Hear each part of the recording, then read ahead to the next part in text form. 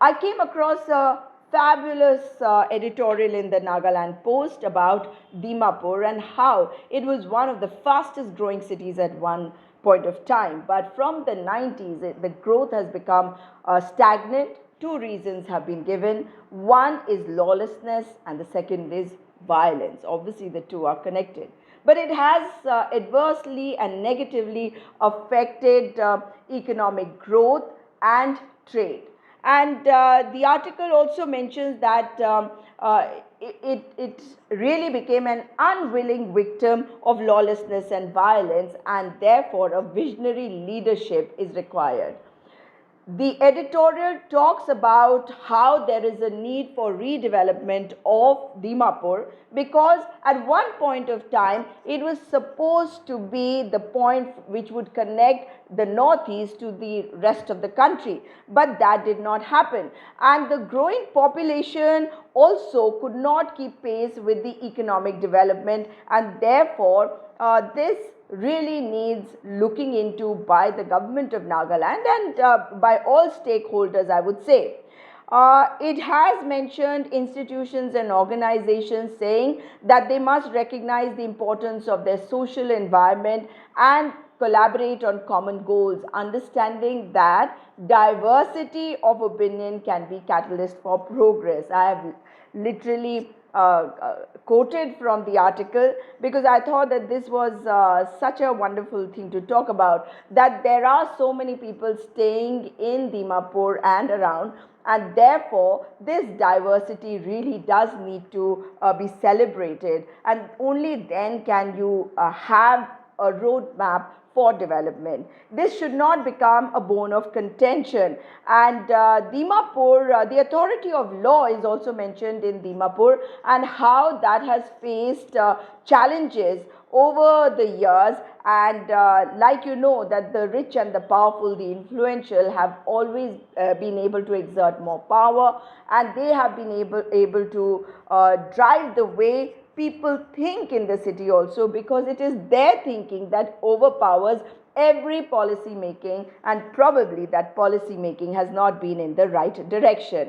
The article has spoken about one very important point, and that is that the rich and the powerful and the influential, they have worked on the premise of might is right culture, and therefore the subculture of lawlessness, as mentioned in this wonderful piece of writing, has spoken about the rise of forcible and rampant taxes by the various groups, as you know, and that has not just hindered the city's economic growth, it has also hindered the society from moving forward, the society from growing as a whole, because obviously there is the element of fear which is associated with this taxation.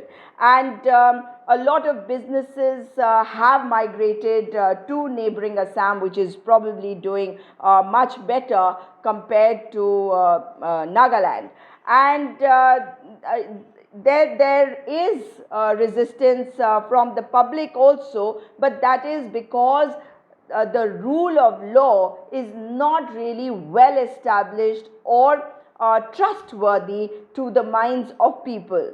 And when you talk about people, then a major concern is that there is fear that unarmed and disorganized populace can be overpowered by the unruly, and you know, the underground, the overground, and even on the ground elements which are all powerful.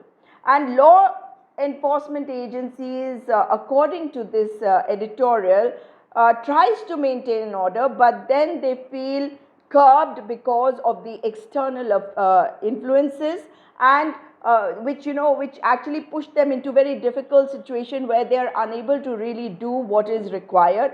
And there are various political angles as well.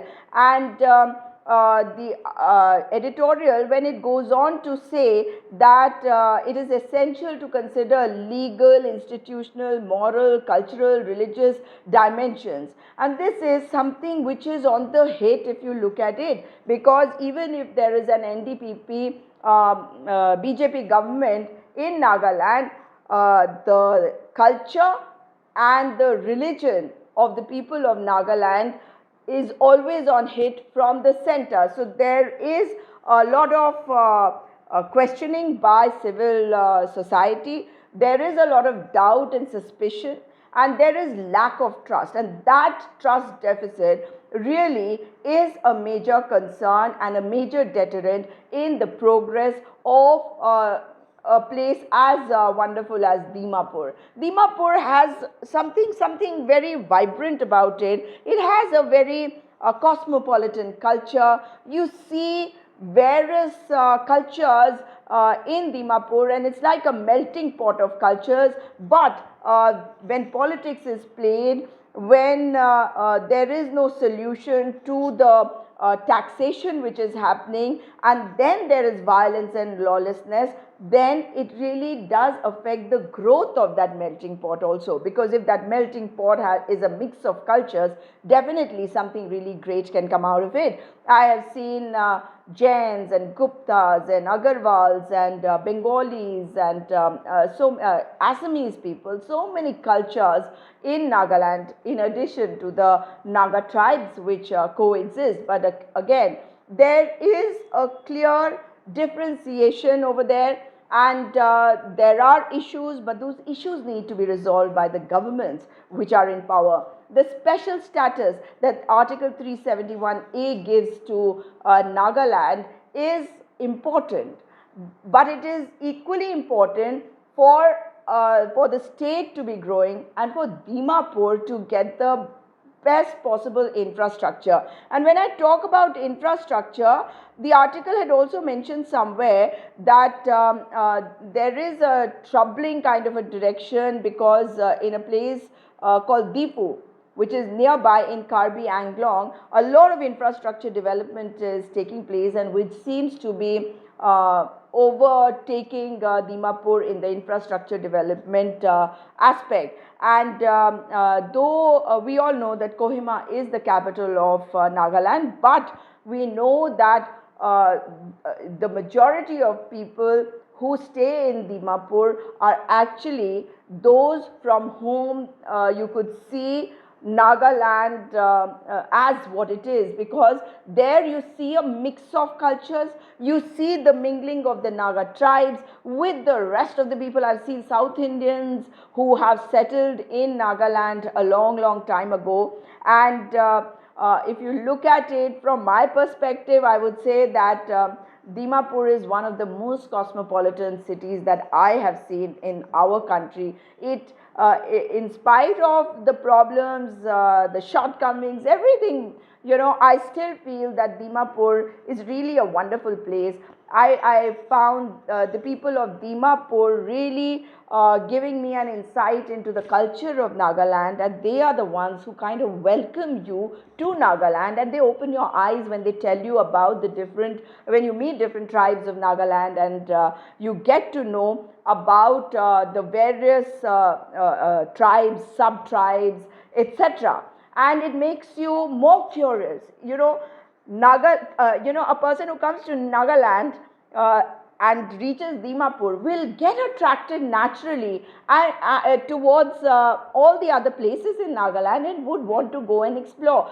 And even if it means just starting from Mokokchung, it could mean starting from anywhere very close by, but it would take you get you to take small steps, but finally go into the interiors of Nagaland and explore. But there is a problem over here.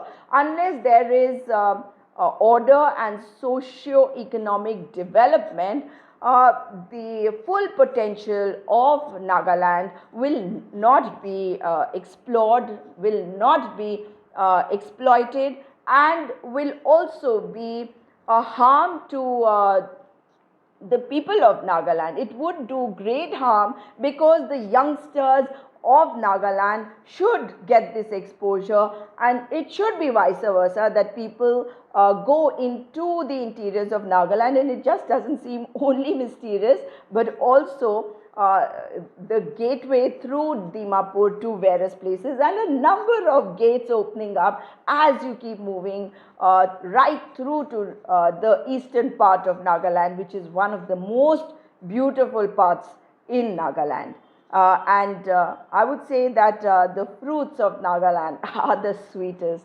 I have never been able to find a pineapple as sweet as the ones that I got in Nagaland. The bananas, the pineapples, and the rest of them. And therefore, I just hope in future more editorials, more articles of this kind will be written so that people become more aware, and the people of Nagaland, the youngsters, the youth of Nagaland also begin to understand that it is important for their personal holistic development, the state's holistic development. For that, it is important that the lawlessness or the taxation that can be completely brought down. So let's hope that happens, but I thought I must share this with you, and whoever has written this piece of editorial, kudos to you and thanks to you. I'll see you again. Do share this video and do subscribe to my channel. Goodbye for now.